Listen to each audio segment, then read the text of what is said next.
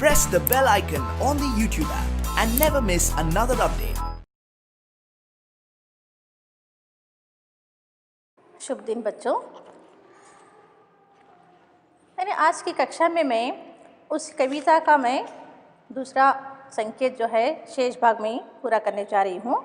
यानी इस कविता में जैसे कि एक पद्य कौन सा था, एक फूल की चाह, है ना। एक फूल की चाह, एक फूल की चाह कौन करती है? एक लड़की जो मरणासन पर पड़ी है और वो मरते समय क्या इच्छा प्रकट करती है कि उसे देवी माँ के चरणों का एक फूल चाहिए जिससे वो अच्छी हो जाएगी करके इस उम्मीद के साथ वो अपने पिता से कहती है कि मुझे एक फूल ला के दे दो जो देवी के चरण में होता है। तो उसको लाने के लिए क्या करना है? मंदिर जाना है। और वो पिता मंदिर जाने के लिए हिचकिचा रहा है, इन्हें आगा पीछा कर रहा है। वो किस लिए? क्योंकि इस कविता का मुख्य भाव जो है समाज में व्याप्त छुआछूत की समस्या का, इन्हें वो इसी समस्या के कारण वो जाने के लिए क्या है, आगे पीछे करता है। पर अपनी बेटी की इच्छा जो है, जो हमेशा वो खेलती रहती है अपने आंगन में, पल भर भी वो घर में नहीं रहती, ऐसी बच्ची की हालत अब कैसी हो गई है कि वो मरने के लिए मरणासन पर पड़ी है। इसी महामारी के कारण जो इतनी बार रोक कर भी, पिता के रोकने पर भी, वो मना करने पर भी क्या करती है, वो घर से बाहर चली जाती है। खेलते समय अपने मित्रों के साथ उस रस्म का वो शिकार हो जाती है। यानी एक मरणासन अछूत कन्या की अब ये इच्छा है, यानी इस सुखिया की इच्छा थी कि देवी के चरणों में अर्पित किया गया हुआ एक फूल लाकर उसे कोई दे तो वो स्वस्थ हो जाती है। यानी इस कारण से वो पूछती है अपने पिता से कि जाओ मुझे देवी माँ के चरणों का फूल ला कर दो। उस कन्या के पिता ने ये प्रण किया कि वो अपनी बेटी की इस मनोकामना को अवश्य पूरा करेगा। यानी उसकी मन में जो इच्छा है उसको मैं अवश्य पूरी करूँगा करके किसके मन में इच्छा हुई? उस लड़की सुखिया के पिता के। मंदिर में देवी माँ के फूल लेने के बाद उसके पिता के साथ अन्य भक्तों ने अमानवीय व्यवहार करते हैं। वो यानी बहुत ही अमानवीय, यानी मानवीय, मानव मूल्य से हटकर उसके साथ जो व्यवहार करते हैं उससे वो बहुत दुखी होता है, क्योंकि वो एक अछूत था। यानी अछूतों की प्रथा ऐसी है कि वो कहीं पर भी उनको स्थान नहीं दिया जाता। तो इस कारण ईश्वर तक अछूत ना पहुँचे ऐसी सोच क्या है, अन्यायपूर्ण है। यानी देवी माँ के लिए क्या है, सब समान है ना, सब लोग उसकी नज़र में एक ही हैं। तो वहाँ पर भी जाने के लिए रोकना क्या है, अन्याय होगा करके। अछूत भी तो ईश्वर की ही तो रचना है, अछूत होना कोई पाप नहीं है ना। तो ये सोचकर क्या होता है, वो चल पड़ता है।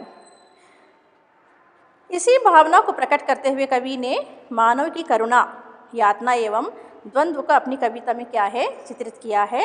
सियाराम शरण गुप्त जी ने, इन्हें लेखक परिचय हो चुका है। पिछला जो पाठ था, अंतिम पाठ में जो करवाई थी, देख रहा था जो सुस्थिर हो, नहीं बैठती थी क्षण भर, हाय वही चुपचाप पड़ी थी अटल शांति सी धारण कर। सुनना वही चाहता था मैं, उसे स्वयं ही उकसा कर, मुझको देवी के प्रसाद का एक फूल ही दो लाकर। है ना बच्चों, यहाँ तक मैं करवाई थी। यानी कि एक लड़की की चाहत क्या होती है, जो हमेशा पिता को आगे पीछे रहती है, घूमती करती रहती है, उसको उसकी हर इच्छाओं को पूरी करने का वो मांगती रहती है। तो उसके लिए क्या होता है, अभी वो चुपचाप पड़ गई है। इन्हें चुपचाप ऐसे पड़ी है कि उसके लिए उठने की तक के क्या है, शक्ति नहीं है, वो पूरी की सारी शक्ति खो चुकी है। तो जो क्षण भर भी, पल भर भी एक जगह एकटुक होकर नहीं बैठती थी, जो शरारत में चूर चूर रहती थी, अब वही क्या हुई है, उस रोग के कारण चुपचाप पड़ गई है, पूरी निशक्त होकर। इसने पूरी की पूरी शांत है, वो उसके मुख से अब आवाज़ भी नहीं निकल रही है।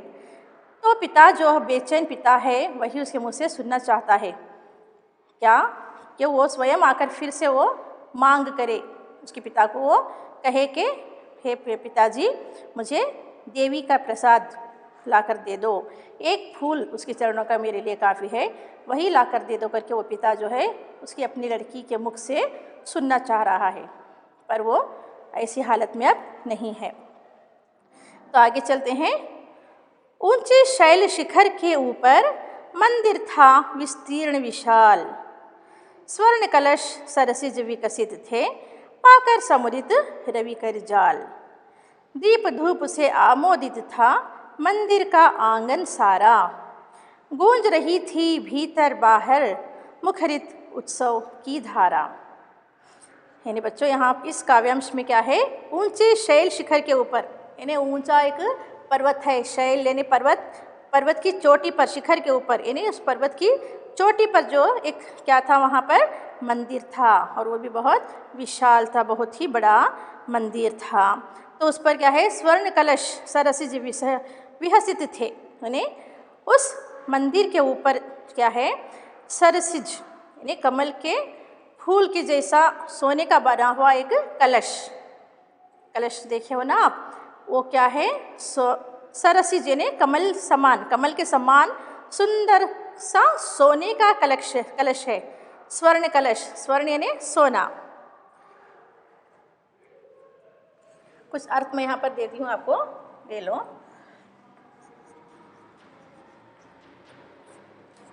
स्वर्ण का अर्थ होता है सोना, गोल्ड, यानी सोने को एक और भी नाम है कनक, कनक का भी अर्थ होता है सोना। शिखर, शैल यानी पहाड़, पर्वत, समानार्थक शब्द आपको इसमें मिल जाएंगे। शिखर यानी चोटी, पीक, सबसे ऊपरी भाग उस चट्टान का। स्वर्ण कलश सरसिज, स्वर्ण क्या दिया गया है, स्वर्ण कलश सरसिज का अर्थ क्या है,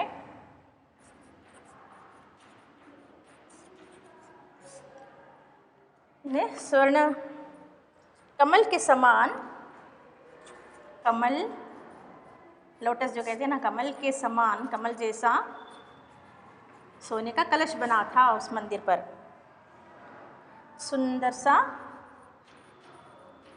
कैसा कलश, सोने का कलश, गोल्ड कलश, कमल के समान जो था, कमल के आकार का, सोने में बना हुआ, कमल के समान सुंदर था, और उससे विहसित थे पाकर समुदित रवि कर जाल, हंसते हुए, विहसित यानी हंसना, हंसते हुए,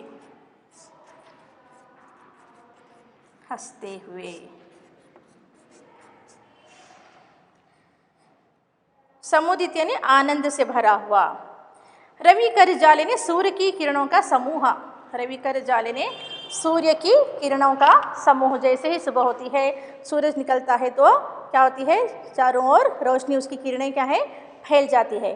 तो इसी प्रकार का वो सोने का कलश जो है, धूप के कारण उस पर प्रकाश पड़ते ही वो खिल उठता था, आनंदित होता था सारे के सारा वहाँ का वातावरण।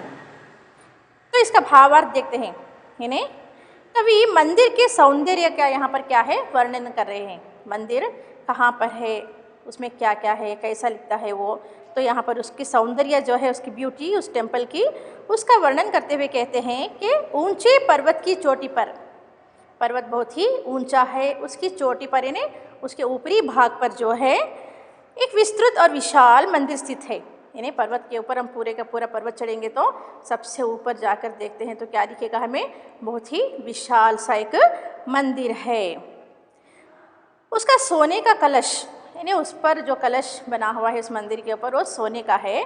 और वो कैसा है, वो सोने का कलश जिस पर सूर्य की किरणों से चमकते हुए, जैसे ही उस कलश पर, उस सोने के कलश के ऊपर सूरज की जो किरणें पड़ती हैं तो पढ़ते ही वह ऐसे चमकता है और ऐसे प्रतीत होता है जैसे सूर्य की किरणें जो हैं, खिली हुई किरणों का स्पर्श पाकर वो सुनहरे कमल जो है, सुनहरे कमल लोटस के शेप का जो कलश बना हुआ है, उस पर धूप पड़ते ही, उसकी किरणें पड़ते ही वो कैसा चमक रहा है, ऐसा प्रतीत हो रहा है जैसे सूर्य की खिली हुई किरणों का स्पर्श पाकर सुनहरे कमल क्या हो, खिल उठे हों।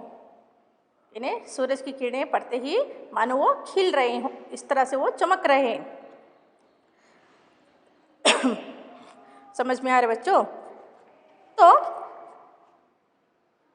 दीप धूप से आमोदित था मंदिर का आंगन सारा, गूंज रही थी भीतर बाहर मुखरित उत्सव की धारा।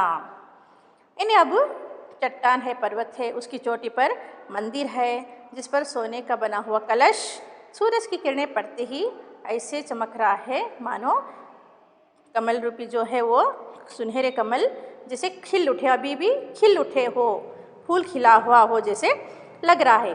और आप गए होंगे है ना, मंदिर तो जाते ही हैं, देखते भी होंगे कि चारों ओर वहाँ पर क्या है, अगरबत्तियाँ लगी रहती हैं, स्मोक यानी सुगंधित अगरबत्तियाँ रहती है। फिर धूप, इन्हें धूपा जो कहते हैं ना, जिसके कारण सारे का सारा वातावरण में क्या फैल जाती है, सुगंध फैल जाती है, इन्हें खुशबू ही खुशबू फैली रहती है। ठीक है। आमोदित यानी आनंद से भरा, आमोदित आनंद से भरा।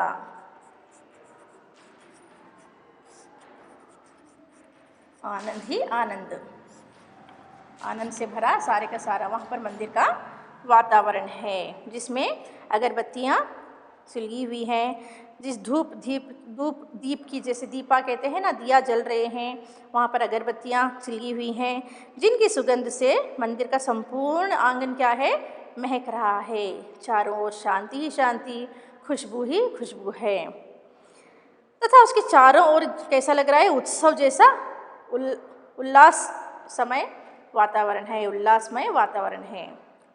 तो चारों ओर हर्ष, खुशी, शांति ऐसी प्रतीत हो रही है उस मंदिर में। तो दूसरा संकेत देखते हैं।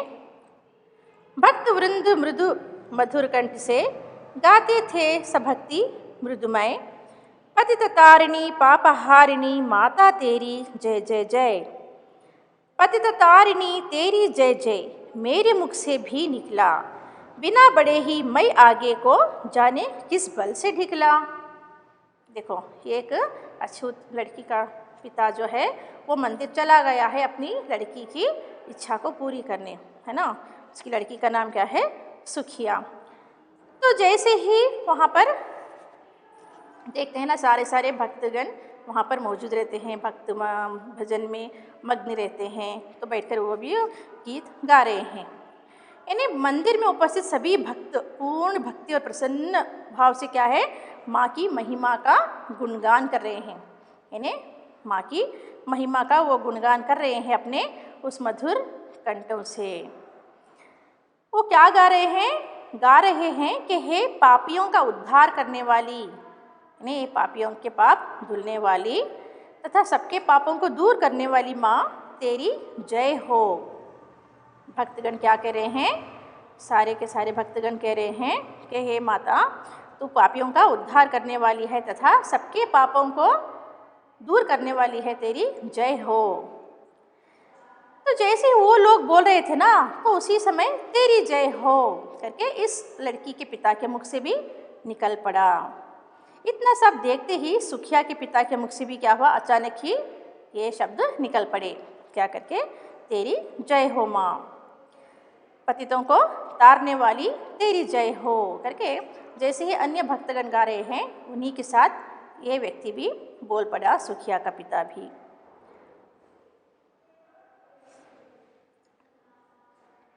तो देखते हैं, मेरे दीप फूल लेकर वे अम्बा को अर्पित करके, दिया पुजारी ने प्रसाद जब आगे को अंजलि भर के, भूल गया उसका लेना झट, परम लाभ सा पाकर मैं सोचा, बेटी को माँ के ये पुण्य पुष्प दूँ जाकर मैं।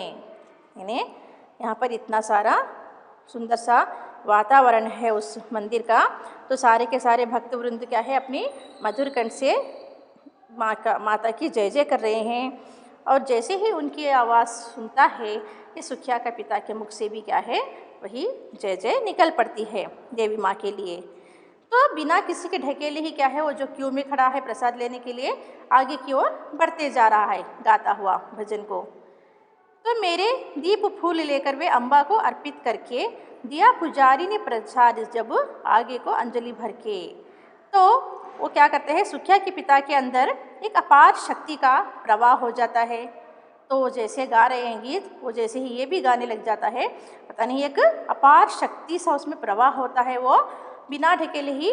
और इसी के बल पर वो क्या हो रहा है, आगे ही आगे क्यू में साथ में पंक्ति में आगे बढ़ता जा रहा है पुजारी की तरफ। देवी का प्रसाद व फूल लेकर वो मंदिर के अंदर जा ही पहुंचा। इन्हें अब क्या कर रहा है, वो लेकर चला गया है अंदर।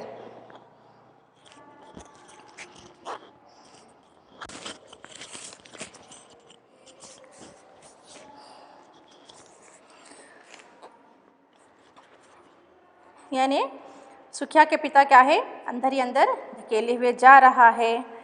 और वो देवी का प्रसाद व फूल लेकर वो मंदिर के अंदर फाइनली जा पहुंचा।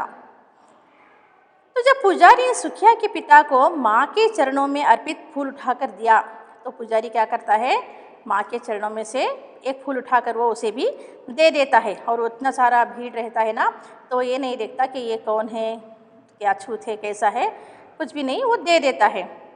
तो वो प्रसन्न हो जाता है। जैसे ही उसके हाथ में फूल आ जाता है, तो क्या होता है, मारी खुशी के प्रसाद लेना भूल कर वो बाहर निकल जाता है, इस खुशी में कि चलो मेरी बेटी ने सिर्फ इस फूल की ही मांग की है, मैं इसे जल्द से जल्द जाकर दे दूं और वो अच्छी हो जाए, उसमें हेल्थ आ जाए, सेहत भरी वो हो जाए करके उस खुशी में क्या करता है, वो फूल पाने की खुशी में क्षण भर के लिए प्रसाद तक लेना क्या है, भूल जाता है। इन्हें प्रसाद जो देने के लिए आगे बढ़ाते हैं पुजारी जी, उसको वो उस खुशी में, फूल मिलने की खुशी में प्रसाद की थाली छोड़कर वो ऐसे ही निकल पड़ता है, क्योंकि वो इस समय केवल यही सोच रहा था कि उसकी बेटी को मैं उस फूल से ही वो ठीक हो जाएगी करके, इस खुशी में वो लौटता रहता है। कि उसी समय अचानक क्या होता है, सिंहपौर तक भी आंगन से नहीं पहुँचने मैं पाया, सहसा एक सुन पड़ा कि कैसे ही अछूत भीतर आया। पकड़ो देखो भाग ना जावे, बना धूर्त ये है कैसा, साफ स्वच्छ परिधान किए हैं भले मानुषों के जैसा। पापी ने मंदिर में घुसकर किया अनर्थ बड़ा भारी, कलुषित कर दी है मंदिर की चिरकालिक शुचिता सारी। ऐ क्या मेरा कलुष पड़ा है देवी की गरिमा से भी, किसी बात में हूँ मैं आगे माता की महिमा के भी। तो चलो, जैसे ही वो फूल लेता है और खुशी में वो प्रसाद की थाली लेना भूल जाता है और ऐसे ही वापस लौटता रहता है, तो उसी समय क्या होता है, सुखिया के पिता मंदिर के आंगन के मुख्य द्वार तक भी पहुंचा था। वो लेकर जब पलट रहा था तो अभी वो बाहर भी नहीं गया मंदिर के, अभी वो मुख्य द्वार सिंहपौर यानी मंदिर का मुख्य द्वार, सिंहपौर यानी सिंहपौर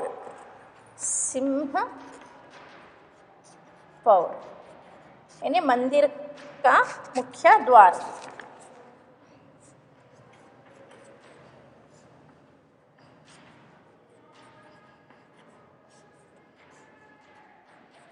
वो अभी वहाँ तक पहुँच भी नहीं पाए रहता कि किसकी नज़र उनकी उस पर पड़ जाती है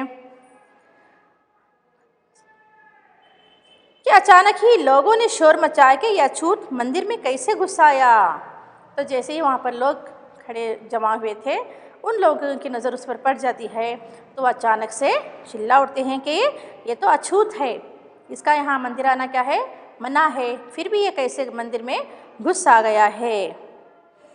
लोगों ने कहा कि देखो साफ सुथरे कपड़े पहनकर वो कैसे भले मनुष्यों जैसा लग रहा है, इन्हें साफ शुद्ध यानी कपड़े स्वच्छ पहना है, इसे ये पता नहीं चल रहा है कि वो क्या है, अछूत है करके।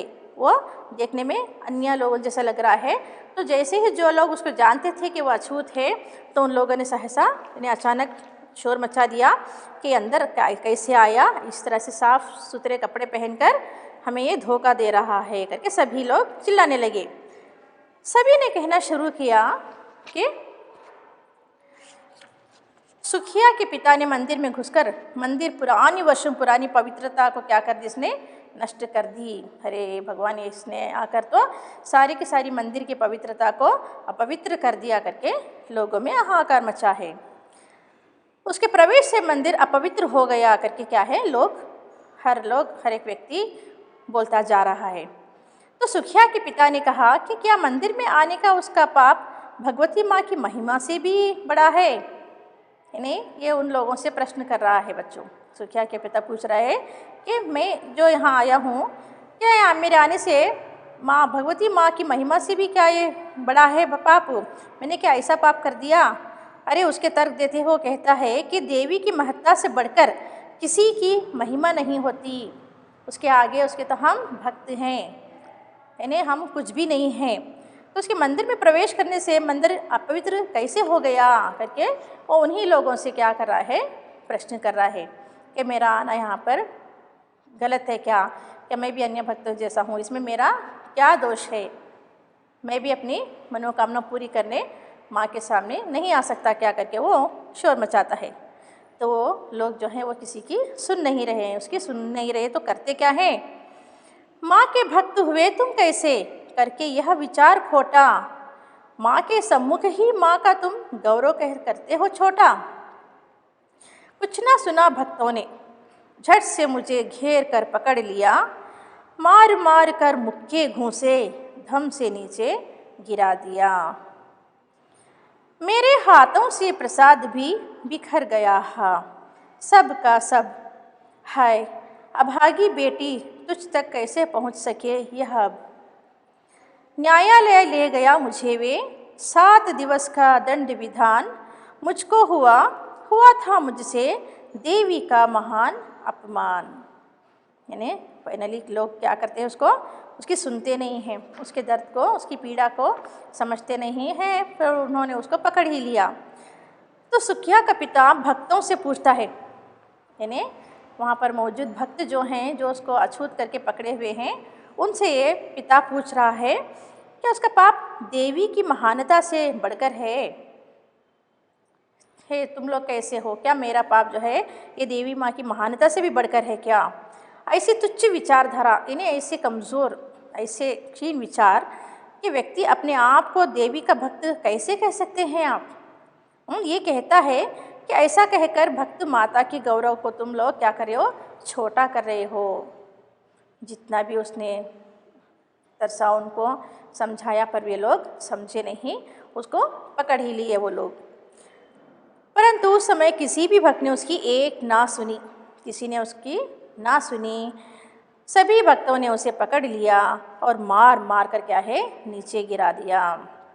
इन्हें कुछ ना सुना भक्तों ने झट से मुझे घेर कर पकड़ लिया। इन्हें वहाँ पर उपस्थित भक्त जो हैं इसकी एक ना सुनी और उसको पकड़ लिया और उसको इस तरह से मारा, पीटा, घूंसे मारे कि वो नीचे गिर गया। तो उसके हाथ से जैसे ही वो मार खाकर गिरता है तो उसके हाथ का सारा प्रसाद क्या है, वही बिखर जाता है। जो फूल उसके हाथ लगा था, जो उम्मीद, जो आकांक्षा उसकी बेटी के जीवित होने की संभावना उसके मन में थी, अब वो वहीं पर बिखर गई है। यानी फूल सारे के सारे नीचे गिर गए हैं उसके गिरने से। वो बस यही सोच रहा था कि उसकी अभागी बेटी तक ये प्रसाद एवं पुष्प कैसे पहुँचेंगे। मुझे तो इन लोगों ने मार डाला है, मार कर गिरा दिया है, न जाने ये फूल मेरी बेटी तक किस तरह से पहुँचेंगे और वो कैसे बच पाएगी करके उसी वो परेशानी में है। देवी माँ के भक्त सुखिया के पिता को पकड़कर क्या करते हैं, न्यायालय ले जाते हैं। ऐसे पहुँच सके, अब न्यायालय ले गए मुझे वे कितने दिनों का, 7 दिवस के लिए। यानी 7 दिनों तक उसको कहाँ रखे थे, वो न्यायालय ले गए, जहाँ उसे 7 दिन कैद में रहने की सज़ा भी सुनाई गई। तो उसको सीधा कोर्ट ले जाया गया तो वहाँ पर उसको 7 दिन तक जेल में रहने की शिक्षा सुनाई गई। उस समय दंड का यही व्यवस्था थी, क्योंकि उसके कारण देवी माँ का घोर निरादर हुआ था। यानी उसने मंदिर में घुसा और उसका अपमान किया देवी माँ का कहकर, तो उसके क्या सज़ा दी गई, 7 दिनों तक वो जेल में रहे।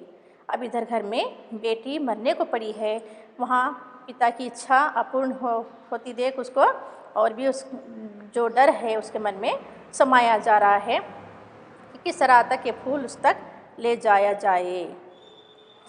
है मेरी अभागी बेटी करके वो रो रहा है पिता। मैंने स्वीकृत किया दंड, वह शीश झुकाकर चुप ही रहा। उस असीम अभियोग दोष का क्या उत्तर देता, क्या कहे। 7 रोज ही रहा जेल में, या कि वहाँ सदियाँ बीती। अविश्रांत बरसा करके भी आंखें तनिक नहीं रोती। दंड भोग कर जब मैं छूटा, पैर ना उठते थे घर को। पीछे ठेल रहा था कोई, भय जर्जर तनु पंजर को। पहले किसी लेने मुझको नहीं दौड़कर आई वह, उलझी हुई खेल में ही हाँ अब की दीना दिखाई वह। यानी अब 7 दिन वो जेल में रहा है, सज़ा वो पा चुका है, क्योंकि वो जब सज़ा सुनाई दी जा रही थी उसको, वो मान लिया था कि मैंने घोर अपमान किया है मंदिर में घुसकर। यानी सुखिया के पिता ने चुपचाप अपना सिर झुकाकर,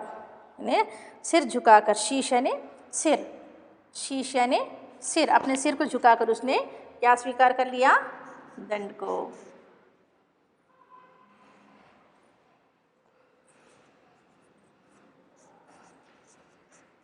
शीश यानी सिर, हेड ने सर को झुका लिया और न्यायालय द्वारा दिया गया दंड उसने स्वीकार कर लिया। उस पर लगाए गए आरोप का वो उत्तर भी क्या देता, उसके पास अब तो कोई उत्तर ना था, वो तो लाजवाब था। यहाँ भक्तों के सामने तो कुछ बोल पड़ा, पर वहाँ न्यायालय में वो कुछ भी नहीं बोल पाया। तो 7 दिनों तक वो जेल में बंद रहा। ये 7 दिन उसके लिए मानो सदियाँ बीत गए हों, जैसे सदियों के समान उसे लग रहे थे कि 7 दिन में तो 7 वर्षों तक यहाँ पर हूँ करके उसे ऐसा लग रहा था। निरंतर आंसू बहते रहे उसकी आंखों से। यानी आभा की बेटी का वो पिता जो था, उसके प्राण बचाने के बजाय वो जेल में फंस गया है। तो 7 दिन वो उसके आँखों से आंसू बहते थमे नहीं, पर उसकी वेदना कम नहीं हुई, बल्कि उसकी वेदना, उसकी पीड़ा, उसका दर्द और भी बढ़ता गया। बच्चों, जब वो 7 दिनों के दंड को भोग कर बाहर निकला, तब उसके पैर घर की तरफ नहीं उठ रहे थे, क्योंकि वो जानता था क्या वहाँ का क्या हाल होगा बोल के।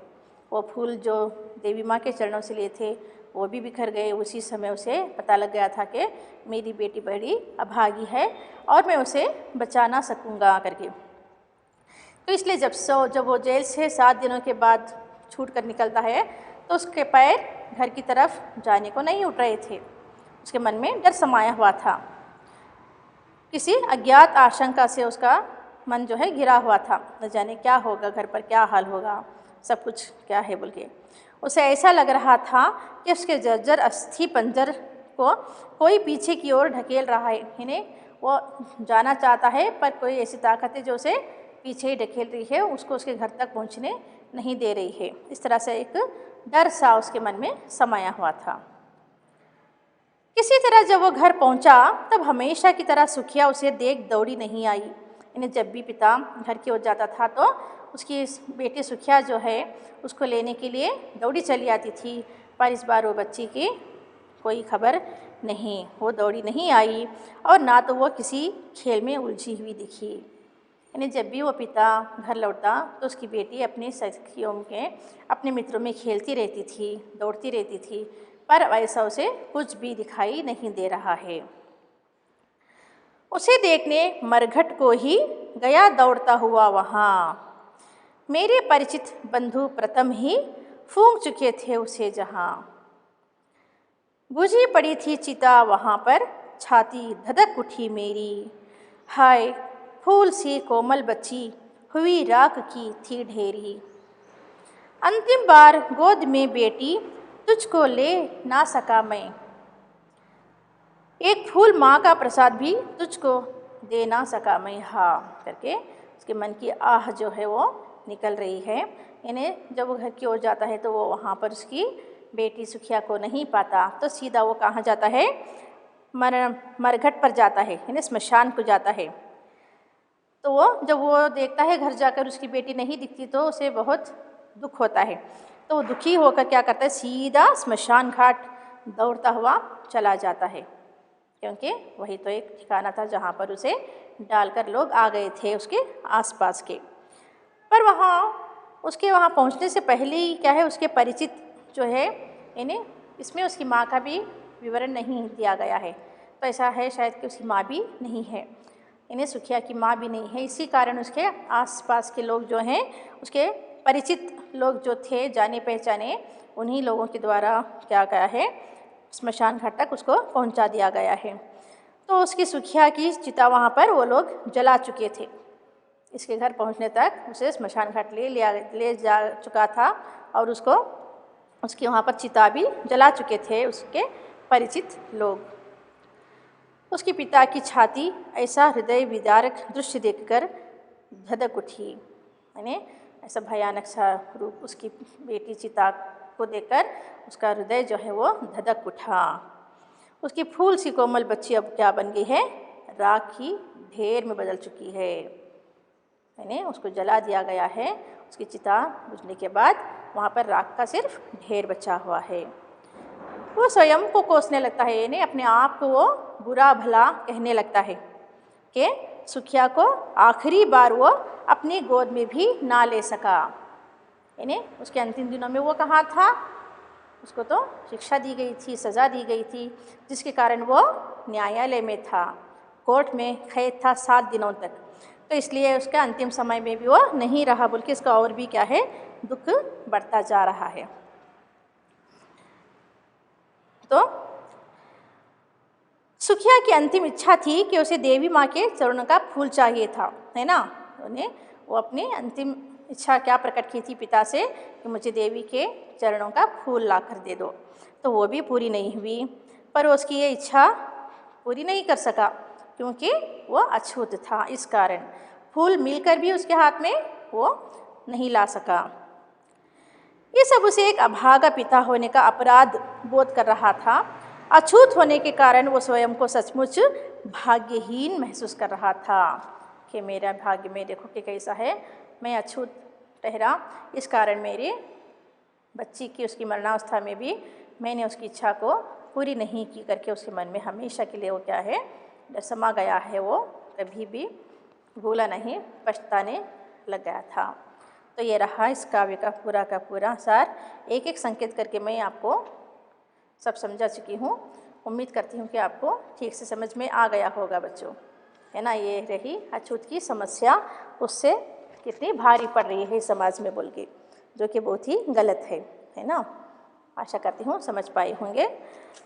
तो इस पर रहे कुछ प्रश्न यहाँ पर भी पूछे गए हैं। आपको पद्य समझकर पढ़ना है। उम्मीद करती हूँ पढ़ने से आप लोग समझ जाएंगे और जो भी संकेत से प्रश्न पूछे जा सकते हैं उस पर आप बखूबी लिख सकते हो।